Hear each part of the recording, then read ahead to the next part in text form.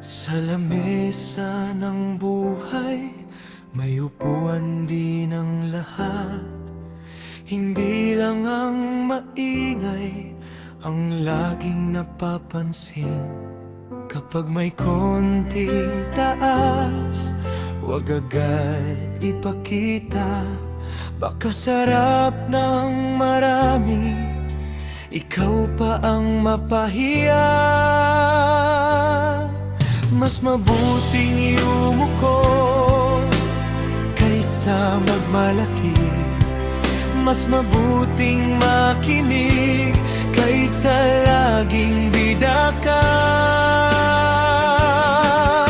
Kapag may nag-anyaya, pakinggan ang salita. Baka ang kababang loob ang magbukas ng daan.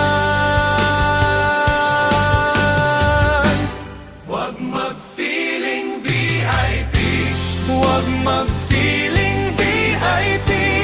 Ang itinaas, marunong magpakumbaba. Huwag mag-feeling VIP, huwag mag-feeling VIP. Mas mainam ang marangal kaysa hangin sa ulo.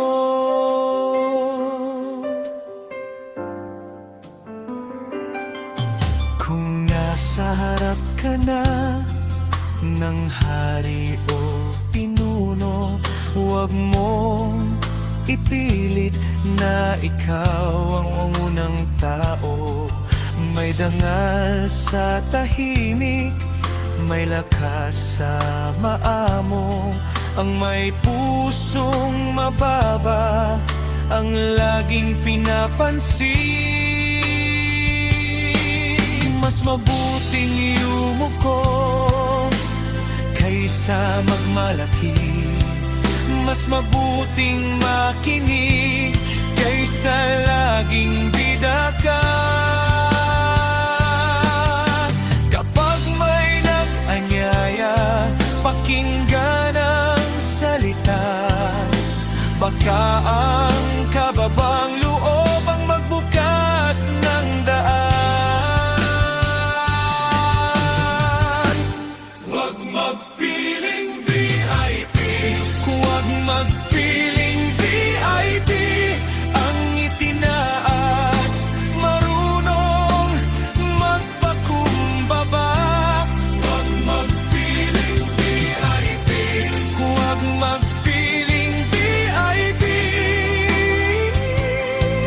Mas mainam ang marangal kaysa hangin sa ulo.